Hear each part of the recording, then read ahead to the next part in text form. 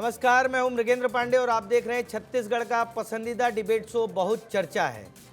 बहुत चर्चा है में आज बात करेंगे छत्तीसगढ़ के साथ साथ देश भर में खत्म हो रहे नक्सलवाद की। सुरक्षा बलों ने आज बड़ी सफलता सुरक्षा बलों को मिली है। 1 करोड़ के इनामी नक्सली इनामी गणेश उइके को ढेर कर दिया गया है। गणेश उइके नक्सलियों का बड़ा कमांडर था। लगातार बस्तर से लेकर आप देखिए उड़ीसा, तेलंगाना, महाराष्ट्र तमाम जगहों पर गणेश उइके ने काम किया और नक्सल संगठन को मौजूद किया। खास बात यह थी कि गणेश उइके हिडमा से भी ज़्यादा खूंखार था, कुख्यात था। वो छत्तीसगढ़ में भी रहा है, जगदलपुर में पढ़ाई की है, उसके बाद आगे की रणनीति की है। आज इसी विषय पर विस्तार से चर्चा करेंगे। गणेश उइके जो सेंट्रल कमेटी का मेंबर रहा है वो मारा गया है, उसके साथ 2 और नक्सली मारे गए जो काफ़ी महत्वपूर्ण हो जाता है। नक्सली एक एक कर मारे जा रहे हैं। डबल इंजन की सरकार ने ये तय किया है कि मार्च 2026 तक नक्सलवाद को खत्म किया जाएगा। उस कड़ी में ये बड़ी सफलता, हालांकि ये उड़ीसा में मारा गया। आज इसी विषय पर चर्चा करेंगे। सबसे पहले आप हमारी ये रिपोर्ट देखिए, फिर हम चर्चा को आगे बढ़ाएंगे। आज के जो मुठभेड़ में उड़ीसा राज्य अंतर्गत जो गणेश उइके की डेड बॉडी रिकवर की गई, सुरक्षा बल के लिए काफी एक निर्णायक बढ़त के रूप में इसको देख सकते हैं। वर्ष 2025 में सीपीएम महोदय संगठन के खिलाफ प्रभावी रूप से कार्रवाई की गई, खासतौर पर उनका टॉप लीडरशिप है, जिसमें अब तक टोटल 11 सेंट्रल कमेटी मेंबर और पुलिस ब्यूरो मेंबर्स का डेड बॉडी अलग अलग मुठभेड़ में रिकवर किए गए थे। उनमें से सीपीएम महोदय संगठन के जनरल सेक्रेटरी बसवराजू और सेंट्रल कमेटी मेंबर्स कोसा, के रामचंद्र रेड्डी, सुधाकर, इन सब का डेड बॉडी बस्तर रेंज अंतर्गत के पश्चात रिकवर की गई थे। तो सीमावर्ती राज्यों में भी टोटल अब तक 5 माओवादी के डेड बॉडी मिल गई थे, जिसमें माडवी हिरमा है और गजला रवि और सहदेव। और इस प्रकार भारत सरकार और संबंधित राज्य सरकार के एक संकल्प है नक्सल गतिविधि को पूर्ण रूप से आने वाला बहुत जल्दी उसका समाप्त करना, खात्मा करना है।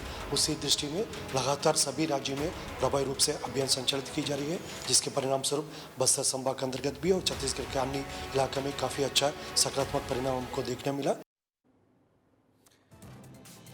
तो आपने सुना कि बस्तर आईजी पी सुंदरराज ने क्या क्या बताया, किस तरीके से नक्सलवाद खत्म हो रहा है, नक्सली जो सशस्त्र आंदोलन कर रहे थे वो खत्म हो रहे हैं। आज इसी विषय पर चर्चा करेंगे। हमारे साथ बीजेपी से उज्जवल दीपक जी हैं, प्रवक्ता हैं। उज्जवल जी आपका स्वागत है। रवि ग्वालानी जी कांग्रेस प्रवक्ता हैं और पूर्व डीजीपी डीएम अवस्थी जी हैं। आप सभी का बहुत बहुत स्वागत है। चर्चा की शुरुआत मैं पूर्व डीजीपी डीएम अवस्थी जी से करूँगा। डीएम सर, आप जो है एंटी नक्सल ऑपरेशन के डीजी रहे, उसके बाद आप डीजीपी भी रहे। आज की जो सफलता मिली, हालांकि ये उड़ीसा में मारा गया है, लेकिन आज की सफलता को आप किस तरीके से देखते हैं और वो कितना बड़ा नक्सली था, कौन कौन सी बड़ी वारदातें थी जिनमें ये शामिल था और अब छत्तीसगढ़ में क्या होगा? DM sir. देखिए, ये बहुत बड़ी सफलता है सुरक्षा बलों की। और जैसा कि हम पिछले कई महीनों से देख रहे हैं कि उड़ीसा, आंध्र प्रदेश, तेलंगाना और छत्तीसगढ़ में विशेष रूप से नक्सल ऑपरेशंस चल रहे हैं। बड़े बड़े नक्सली या तो सरेंडर कर रहे हैं या न्यूट्रलाइज हो रहे हैं। तो गणेश उइके भी एक बड़ा नाम है और छत्तीसगढ़ में काफ़ी कई बार हम लोगों ने इनको कई वारदातों में पाया है।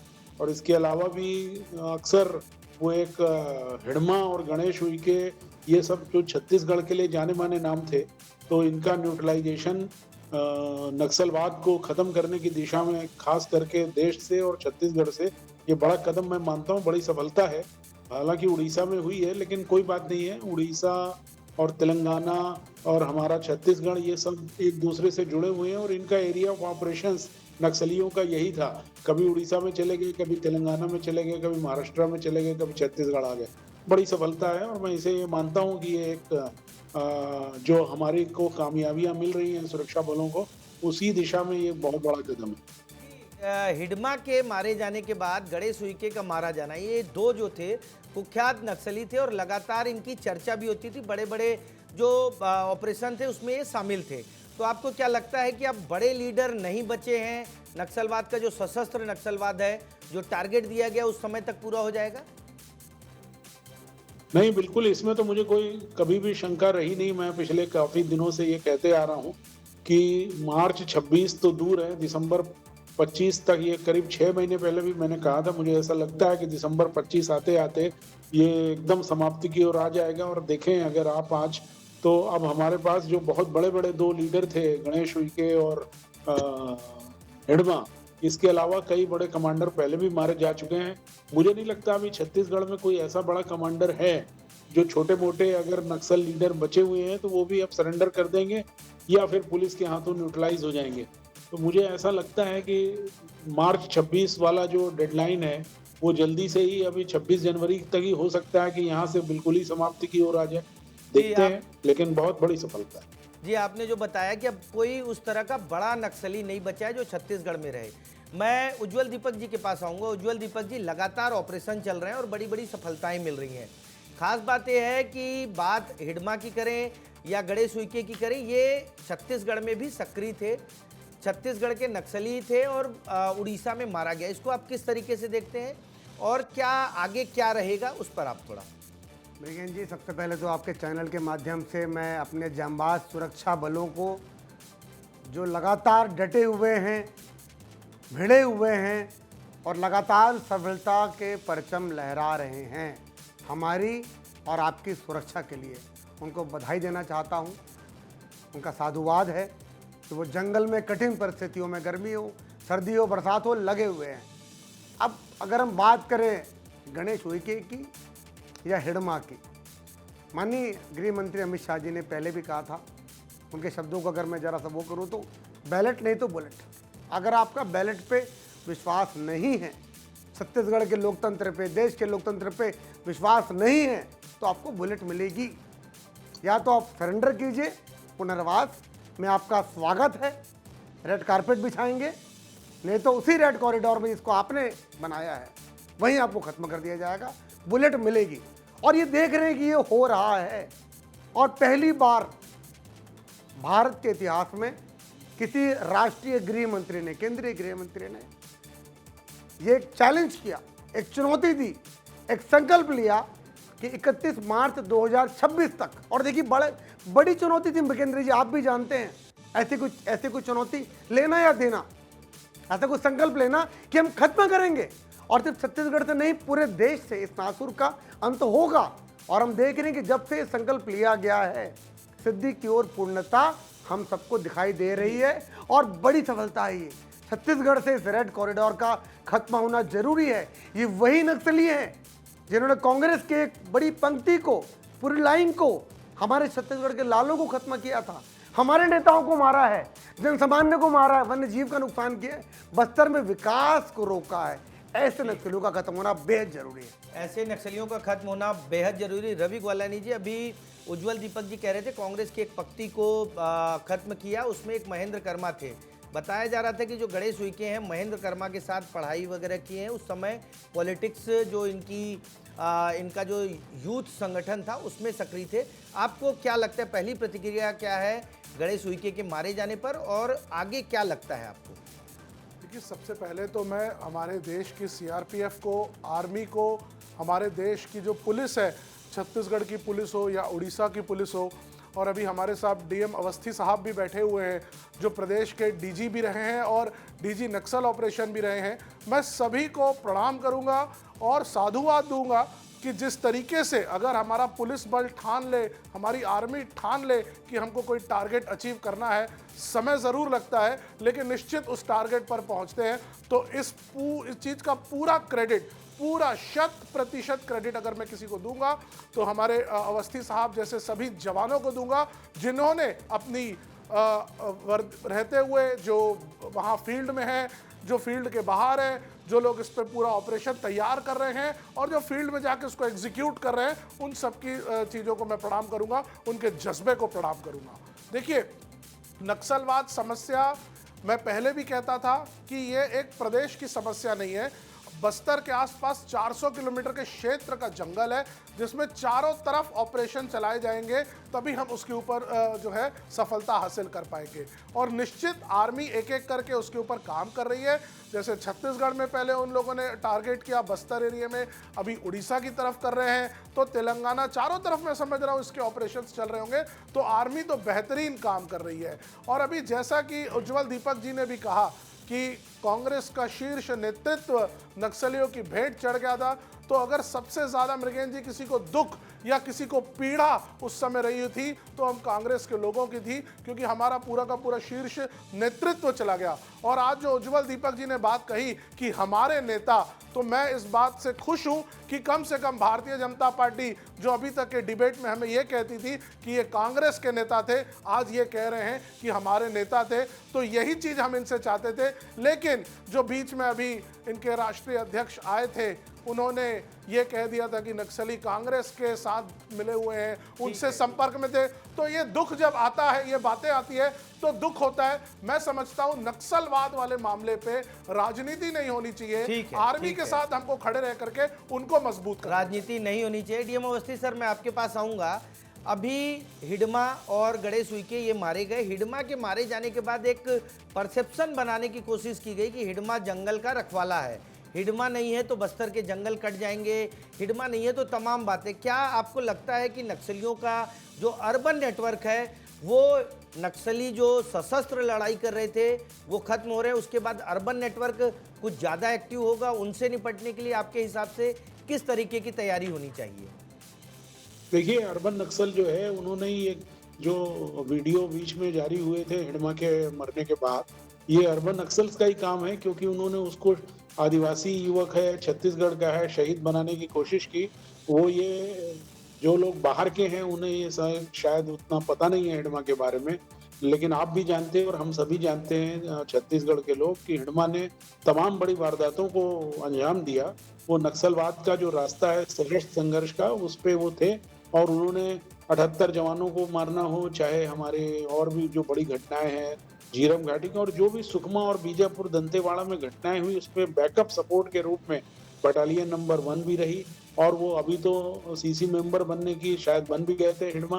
तो ये एक बड़ा नाम था, नक्सलियों का बड़ा नेता था, गणेश उइके बड़ा नेता था। अब इनके मारे जाने के बाद इनका वीडियो बनाना ये अर्बन नक्सल का काम है। तो जो आपने सवाल किया कि इनसे कैसे निपटा जाएगा, इनसे निपटने का भी तरीका यही है, विचारधारा की लड़ाई है। जिस प्रकार से गृह मंत्री जी ने कहा कि ये मार्च 26 तक समाप्त होगा, तो पॉलिटिकल विल है, ये दृढ़ इच्छा शक्ति है उनकी जो उन्होंने कहा। और इसी दृढ़ इच्छा शक्ति के साथ जो ये विचारधारा है, जो इस प्रकार के लोग हैं, असामाजिक तत्व हैं, इनके विरुद्ध भी कार्रवाई इसी प्रकार से की जाएगी। अभी हम सशस्त्र संघर्ष से लड़ रहे हैं, फिर मैदान में जो ये लोग इस प्रकार की बातें करते हैं, इनके विरुद्ध भी कार्रवाई की जाएगी, तभी ये समाप्त होगा पूरी तरीके से। पहले आर्म्ड रिबेलियन को खत्म करना जरूरी है, क्योंकि उसने आतंक का एक वातावरण निर्मित कर दिया था, ऐसी स्थिति बना दी थी कि लगता था कि ये कभी खत्म नहीं होगा। लेकिन ये बात सही है, मैं इसको मानूंगा कि 2014 के बाद से पिछले अगर हम 12 साल, ये 11वां साल है, 25 को देखेंगे जब से केंद्र में भाजपा सरकार आई है, तो इस पे लगातार काम हुआ। और हम लोग खुद, मैं नक्सल डीजी रहा तब से मैंने देखा है इसको, 16 से और अभी 25 आ गया।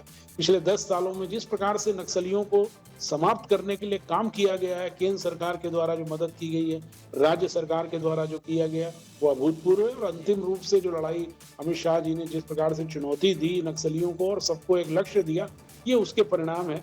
और ये अर्बन नक्सल चाहे कुछ भी कर ले, लक्ष्य मिलने के बाद ये परिणाम आ रहे हैं। उज्जवल दीपक जी, आपके पास होऊंगा। मेरा सवाल वही रहेगा कि जो अर्बन नक्सल है, क्या वो ऐसा परसेप्शन बना देंगे कि हिडमा नहीं है तो जंगल कट जाएगा?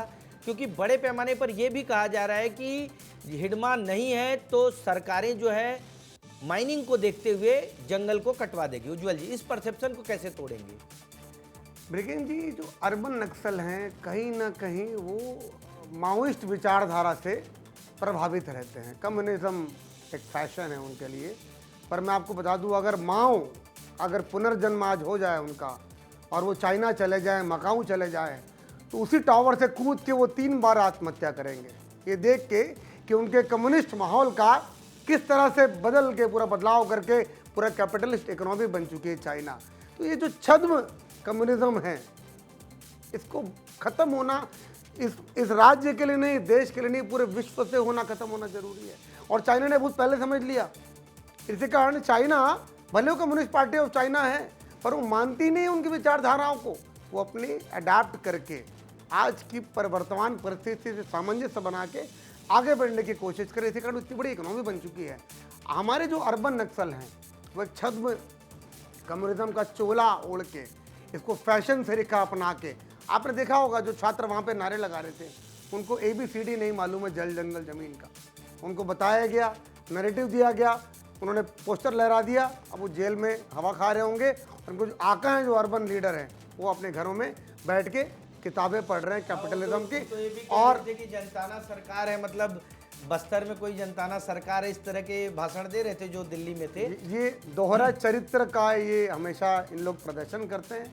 इनके बच्चे बाहर पढ़ते हैं, ये बड़ी बड़ी गाड़ियों में घूमते हैं, आईफोन लेके चलते हैं। इनको सब चीज़ त्याग देना चाहिए। अगर कम्युनिज्म मैंने भी पढ़ा है, मैंने भी किताबों में पढ़ा है और मुझे मालूम है कम्युनिस्ट विचारधारा क्या होती है। कोई अमीर ना रहे, सबके पास समान पैसा हो। अब सबको अमीर तो बना नहीं सकते आप, तो एक काम करें, सबको गरीब बना देते हैं। जल जंगल में ही रहे आदमी, वनवासी की तरफ कोई विकास ना हो। और मैं एक बात आपको एक और गठबंधन बताता हूँ इसका, जो विदेशी फंडिंग है इनकी, कम्युनिज्म, मिशनरी जो एक्सेस है मैं उस पे और नक्सलिज्म, इन तीनों का एक अलग अलग नेक्सस चल रहा है। मैं उस पे आऊंगा, कम्युनिज्म और मिशनरी दोनों पे आऊंगा। रवि गोलानी जी, आपके पास आता हूं। क्या ऐसा कांग्रेस पार्टी को लगता है कि बस्तर खाली होगा तो ये जंगल किसी को सौंप दिया जाएगा माइनिंग के लिए? क्या आपको लगता है कि जो नक्सलियों के खिलाफ अभियान चल रहा है, अगर उसको वास्तव में रिवर्ट ना हो तो विकास को किस तरीके से पहुंचाना है? इन सब पर कांग्रेस पार्टी का क्या स्टैंड है? देखिए, हमारे भाजपा के प्रवक्ता भाई उज्जवल जो है वो चाइना चले गए थे, मैं वापस उनको भारत में लाना चाहूँगा। जो आपने बात कही मृगेन जी कि कांग्रेस को क्या लगता है, देखिए अगर पिछले 2 साल से राज्य सरकार का एक एटीट्यूड देखेंगे और अगर उसको मैं मिक्स कर लूँ केंद्र सरकार के एटीट्यूड के साथ, तो कहीं ना कहीं ये लग रहा है। और जो अभी उज्जवल दीपक जी ने भी बातें कही, कैपिटलिस्ट के ऊपर उन्होंने जोर दिया, तो कहीं ना कहीं ये बात की तो बू आ रही है कि ये जितने भी नक्सली चले जाएंगे उसके बाद ये जंगल कहीं ना कहीं बड़े कॉरपोरेट घराने को दिया जाएगा। अगर ये नहीं होता तो ये कैपिटलिस्ट की बात नहीं होती। अगर ऐसी इनकी सोच नहीं होती तो ये ज़रूर कहते कि आज जब नक्सल वहाँ से चले जाएंगे तो पूर्णतः 360 डिग्री पर वहां के आदिवासियों का विकास करेंगे। लेकिन ये कैपिटलिस्ट के ऊपर जोर दे रहे हैं। नहीं, एक मिनट उज्जवल जी, जरूरी है। नहीं उज्जवल जी, मैं खत्म करूंगा, आप बोलिएगा ना, अपनी बात सुनिए। आप तीसरी बार बोल रहे हैं, अरे आप तो आपको बोलिएगा, टोकना पड़ रहा है कि मैंने वो नहीं कहा जैसा आप सोच रहे चलिए हैं। आप अपना स्पष्टीकरण दीजिएगा, मैं अपनी बात कर लेता हूं। मैंने कम्युनिज्म और कैपिटलिज्म का उद्घाटन वो दिया है आप कि फर्जी विचारधारा है। कम्युनिस्ट लोग कैपिटलिस्ट बन चुके मेरी बात हैं। समझिए मैंने बिल्कुल ना। नहीं कहा कि वो सही की गलत है। आप अपनी बात रखिएगा ना, मुझे कहने दीजिए। आप मेरे वर्जन को डिफर मत कीजिए। चलिए कोई बात नहीं, आपको जो कहना होगा आप कहिएगा। जी, जी। मैं ये कहना चाह रहा हूं कि आज अगर मैं बस्तर की बात करूं तो कहीं ना कहीं ये जो है एक माहौल तैयार किया जा रहा है कि बस्तर के जंगल का, वहां की जमीन को कॉरपोरेट घराने को दे दिया जाएगा। और मृगेंद्र जी, मैं आपको भी आप भी जानते हैं, हम सब जानते हैं कि किस कॉरपोरेट घराने का की नज़र हमारे छत्तीसगढ़ पर है। कौन बार बार आ रहा है, कौन यहाँ के जंगल काटने के ऊपर फोकस कर रहा है, कौन आदिवासियों को हटा रहा है, ये सारे के जो एक ही कॉरपोरेट है जो पूरी ताकत लगा के रखा है। आप भी जानते हैं, मैं भी जानता हूं। मेरा कहना ये है कि कॉरपोरेट तो कांग्रेस सरकार में भी आके काम करते हैं, ऐसा तो है नहीं कि सिर्फ बीजेपी सरकार में काम करते हैं। कॉरपोरेट तो भाई माइनिंग अलग अलग समय में अलग अलग शासन रहा है और सभी लोगों ने किया है, तो उसमें क्या दिक्कत है? बिल्कुल अच्छा प्रश्न किया आपने मृगेश जी। कांग्रेस ने कभी भी ये नहीं कहा कि हम कॉरपोरेट्स को सपोर्ट नहीं कर रहे हैं, लेकिन कांग्रेस ने एक हेल्दी कंपटीशन की बात करी। कांग्रेस ने जब चीज़ों का एक टेंडर निकाला तो उसमें बहुत सारे लोगों का पार्टिसिपेशन रहा और बहुत सारे लोगों में जो एक हेल्दी कंपटीशन रहता था और जो उसमें एलिजिबल होते थे वो लोग आगे बढ़ते थे। आप मुझे एक इतिहास के पन्ने में तो बताइए कि कांग्रेस ने किसी एक को सपोर्ट किया हो, ऐसा कभी नहीं हुआ है। और अभी पिछले 10-12 वर्षों से अगर बात करें तो हम 2 ही कंपनी की बड़ी बात कर रहे हैं, और जो बड़े कॉरपोरेट हैं जिनको बड़े बड़े कर्जे दे दिए जाते हैं वो देश छोड़ के चले जा रहे हैं। तो आखिर ये बातें बीजेपी के राज में ज्यादा क्यों हो रही है? क्योंकि ये लोग कर रहे हैं। अगर धुआं निकल रहा है तो आग लगी होगी, नहीं तो धुआं नहीं निकलता। उज्जवल जी से जवाब ले लेते हैं। ग्वालानी जी के सवालों का आप जवाब दे दीजिए। मृगेन जी, 4 लोग पार्टिसिपेट करते थे किसी भी टेंडर में, एक रॉबर्ट, एक वाड्रा, एक प्रियंका, एक गांधी। क्या ये क्या बोलना चाह रहे हैं? ये क्या बता रहा हूं, बताइए, एक टेंडर यही 4 थे। रॉबर्ट जो गुड़गांव में वाड्रा, जमीन की डील करते थे। बताइए ना आप मेरे को, ये गलत यही बात लोग है। हैं जो गुड़गांव अरे में आप जमीन की डील तथ्यों- करते अरे थे। आप तथ्यों पे बात और ये करिए जिस ना। कॉर्पोरेट की बात अरे कर रहे तथ्यों पे हैं बात वो करिए। तेलंगाना में गलत इन्वेस्ट बात कर रहे है। हैं, गलत वो बात है कर्नाटका उज्ज्वल में जी। कर रहे हैं, उज्ज्वल जी, वो आप एक हिमाचल काबिल में कर प्रवक्ता रहे हैं, लेकिन हैं, आप वो ऐसी मुख्यमंत्री बात के कर साथ रहे बैठ के हैं। मोनू गलत करते बात। हैं। जी, ये गलत बात सुनिए है। तो अरे नहीं, अरे नहीं, अरे गलत है। सुनिए आप- तो आप गलत जानकारी दे रहे अरे हैं। अच्छा आपकी बात नहीं खत्म हुई तो आप कर लीजिए, चलिए मुझे आप बोलने बोलिए, दीजिएगा। अगर आप गलत जानकारी तो ना दीजिए। पहली बात, जो एलिजिबल होगा वो आएगा, वो सब कुछ। मैं ये नहीं बोल रहा हूँ कि किसको आना चाहिए किसको ना। ये जिस कॉर्पोरेट का छद में बिहेव करते हैं वही कॉर्पोरेट तेलंगाना में इनके राज्य के मुख्यमंत्री के साथ एमओयू करते हैं, कर्नाटका में करते हैं। देखिए, एक मिनट, बताइए, अच्छा छत्तीसगढ़ अच्छा आपकी के बात खत्म नहीं हुई है, संदर्भ में आप बात करिए ना। आप बोल लीजिए रवि जी। नहीं नहीं, चलिए आप बोलिए ना। आप गलत जानकारियां दे रहे हैं। नहीं नहीं, मैं छत्तीसगढ़ मृगेन की जी, बात कर रहा हूँ। मृगेन जी, अरे मेरी बात तो चलिए आप बोलिए ना। खत्म तो करने दीजिए। इनको तकलीफ है विकास से, डेवलपमेंट से, उद्योगों से, सब चीज से तकलीफ है।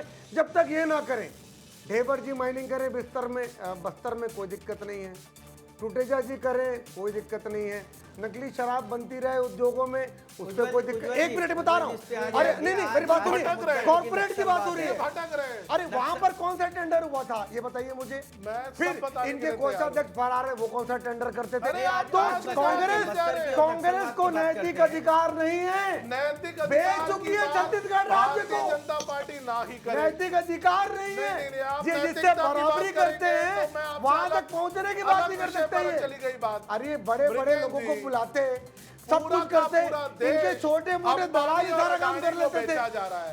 पूरा का पूरा कोई देश। नहीं बेचा मैं जा रहा बता है। हूं, 2 मिनट आप ढेबर 2 मिनट को नहीं कीजिए। बेच रहे सुनिए, हैं, 2 मिनट। टूटेजा को नहीं बेच रहे मृगेन हैं, जी, मैं बताऊंगा, एक बात बोलूंगा। सोनवानी को नहीं बेच रहे मृगेन हैं। जी, कहाँ बात मृगेन कर जी, रहे हैं आप? मृगेन जी, एक चीज अरे सुनिए। आप तो उत्साह में उठाइए मेरे रवि अरे जी। सुन तो लो। रवि अरे जी, ठीक है, पहले आप अपने स्तर ऊपर कीजिए। एक करके आप बात कहाँ एक पहुंच रहे हैं वहाँ करके तक? सुन लो ना। उज्ज्वल जी गोलानी जी एक करके बात रखते हैं। रिलायंस की बात करें कैसे चलेगा? मृगेन जी, मैं बोलूं? नौकरी एक बेचने मिनट वाले एक जल मिनट जंगल हमारे की साथ बात करें डीएम कैसे अवस्थी जी चलेगा? भी जुड़े हैं, डीएम अवस्थी जी भी जुड़े हैं और बहुत गंभीर सवाल उज्ज्वल जी आपने भी उठाया नक्सली और मिशनरी। डीएम अवस्थी सर, मैं आपके पास आ रहा हूं। क्या अभी जिस तरीके से धर्मांतरण छत्तीसगढ़ में बढ़ा है, खासतौर पे बस्तर में, और नक्सलवाद खत्म हो रहा है, तो क्या लग रहा है आपको कि बस्तर में नक्सलवाद खत्म होने के साथ साथ धर्मांतरण बढ़ेगा, और उसको रोकने के लिए सरकार को क्या करना चाहिए, इस पर आपकी प्रतिक्रिया? देखिए, दोनों समस्याएं अलग अलग हैं। धर्मांतरण एक अलग समस्या है, वो आज की नहीं है, बहुत समय से है वो। और नक्सलवाद एक अलग समस्या है। नक्सलवाद को मतलब किसी धर्म से जोड़ने का कोई कारण नहीं है, वो एक आइडियोलॉजी थी जो कि एक्सप्लॉयटेशन के खिलाफ सन 60 में भारत में 60s में आई थी और कम्युनिस्ट से प्रभावित थी। अब जो उसका परिप्रेक्ष्य है देश के आज़ाद होने के इतने समय बाद, अब उसका कोई प्रासंगिकता नहीं रह गई और वो एक आर्म्ड रिबेलियन के रूप में एक एक्सटॉर्शन का अड्डा बन गई थी। अब जो माओइस्ट रिबेलियन था वो नाम उसका जरूर था कि वो जल जंगल जमीन का है, लेकिन असली उद्देश्य ये था कि अपने हथियार खरीदना, आर्म्स लूटना और एक वातावरण निर्मित रखना जिससे कि एक आइडियोलॉजी चलती रहे। जहाँ तक मिशनरी का सवाल है, वो एक अलग समस्या है जिसको सामाजिक समस्या भी कह सकते हैं कि कुछ लोगों ने छत्तीसगढ़ में विशेष रूप से, और ये बढ़ रही है, तो इस पर हैंडल करने का सामाजिक समस्या है। इसको आप मतलब हथियारों से और सशस्त्र से शायद नहीं कर सकते हैं, समझाने बुझाने से हो सकती है, धर्मांतरण के कानून बने हुए हैं। लेकिन नक्सलवाद जो है वो प्योरली एक आर्म्ड रिबेलियन का था और उसको समाप्त करने के लिए जो उपाय किए जा रहे हैं वो एकदम मुफीद हैं। इसके अलावा पहली बार ऐसा है जब नक्सलवादी बैक फुट पे है, नहीं हमेशा वो ऊपर रहते थे। और आप भी जानते हैं मृगेन जी, काफ़ी समय से हम और आप दोनों नक्सलवाद को देख रहे हैं। मीडिया हमेशा रंगा रहता था कि आज फिर नक्सलियों ने किया लाल आतंक। अब वो खत्म हो गया है, लाल आतंक का समाप्ति है। और जिस तरह से साल खत्म हो रहा है और नया साल 2026 आ रहा है, हम सबको नक्सल मुक्त भारत और नक्सल मुक्त राज्य की सही बात है। मतलब नक्सल मुक्त स्वागत भारत और करना नक्सल चाहिए। मुक्त छत्तीसगढ़ जो है जल्द बनेगा। एक फाइनल कमेंट लूंगा उज्ज्वल जी, क्योंकि धर्मांतरण बस्तर में बढ़ रहा है, नक्सलवाद खत्म हो रहा है, धर्मांतरण बढ़ रहा है, इसे रोकने के लिए क्या स्टैंड है भाजपा का और सरकार का? मृगेन जी, मेरा एक ही सवाल है आपसे भी, क्या आप अपने राजनीतिक करियर में मुझे बता सकते हैं एक घटना जिसमें नक्सलवादियों ने कोई कॉन्वेंट स्कूल उड़ाया हो बस्तर का, या कोई मिशनरी अस्पताल उड़ाया हो? सरकारी अस्पताल और स्कूल उड़ाए जाते थे ताकि ये मिशनरी के अस्पताल और स्कूल चल सकें। ये अजीबोगरीब गठबंधन था और ऐसा देखने में आ रहा है कि जैसे ही नक्सलवाद समाप्ति की ओर है, मिशनरी अपना पांव जमाने के लिए कोशिश कर रहे हैं। एनजीओस की बाढ़ सी आई हुई प्रतीत हो रही है और इसको मौन समर्थन कांग्रेस पार्टी का शुरू से रहता है। मिशनरियों को, क्योंकि इनके जो नेता हैं सोनिया गांधी जी खुद इटली से हैं, ईसाई हैं, और मिशनरी वहाँ पर ज़्यादा एक्टिवेट होते दिखाई दे रहे हैं। हाल की भी जो घटनाएं हैं जहाँ पर आदिवासी संस्कृति को, आदिवासी रीति नीति को चुनौती दी जा रही है, उसका विरोध आदिवासी समाज कर रहा है। कल भी सर्व समाज ने रायपुर बंद का आह्वान किया था, तो 100 फुट रायपुर पूरा बंद रहा इस घटना के विरोध में। तो ये चीज़ें बंद होनी चाहिए। ठीक है रवि गोलानी जी, एक फाइनल कमेंट इसी पर रहेगा, धर्मांतरण, नक्सलवाद और जो घटनाएं हो रही हैं। रवि जी, देखिए, धर्मांतरण अगर भारतीय जनता पार्टी को लग रहा है कि बहुत ज़्यादा हो रहा है, तो सरकार इनकी है, यहाँ पे भी इनकी सरकार है, केंद्र में भी इनकी सरकार है, एक्शन ले लीजिए। अगर इनको लगता है कि किसी को गलत फंडिंग आ रही है, तो वो फंडिंग जो कंट्रोल होती है उसमें भी कहीं ना कहीं मिनिस्ट्री ऑफ होम अफेयर्स का कंट्रोल रहता है, उस पर आप लोग एक्शन ले लीजिए। आप लोग बातें क्यों कर रहे हैं? अगर आपको लग रहा है कि कोई गलत काम हो रहा है तो एक्शन लीजिए ना। प्रदेश में सरकार आपकी, देश में सरकार आपकी, उसके बाद भी आप ही लोग बंद करवाते हैं और कहते हैं ये बंद होना चाहिए। मैं तो यही नहीं समझ पा रहा हूं, आह्वान किससे कर रहे हो? अगर कंट्रोल आपके पास है तो एक्शन लीजिए ना। रादर देन टेकिंग एक्शन आप लोग भाषणबाजी कर रहे हैं। और मैं दूसरा ये कहना चाहूंगा कि जो कल की घटना हुई है, आप मुझे ये बताइए, एक तरफ कहते हैं कि धर्मांतरण गलत हो रहा है, बिल्कुल सही बात है कि अगर गलत धर्मांतरण हो रहा है तो रुकना चाहिए, लेकिन इसका मतलब ये तो नहीं है ना कि किसी कम्युनिटी के त्योहार, उनकी चीज़ों के ऊपर कोई अटैक कर देगा। क्या आप मुझे बताइए, यही चीज़ हमको सिखाई जा रही है? क्या यही हमको पढ़ाया जा रहा है? और भारतीय जनता पार्टी को इसके ऊपर तुरंत एक्शन लेना चाहिए। मैं तो कह रहा हूँ, राजनीति नहीं करके एक्शन लेके कानून व्यवस्था बहाल करनी चाहिए। रवि गोलानी जी, एक्शन लिया गया है, कुछ लोगों पर एफआईआर हुई है जो कल रायपुर में घटना हुई। आज नक्सलवाद को लेकर एक बड़े नक्सली लीडर को मारा गया है, इसलिए चर्चा बहुत जरूरी थी, क्योंकि बस्तर को अगर शांत करना है, बस्तर को विकास करना है, बस्तर में एक नए तरीके का बस्तर बनाना है, आदिवासियों को मुख्यधारा में लाना है, तो नक्सलवाद को खत्म करना होगा। आज की चर्चा में आप सभी लोग शामिल हुए, उसके लिए बहुत बहुत धन्यवाद। नमस्कार।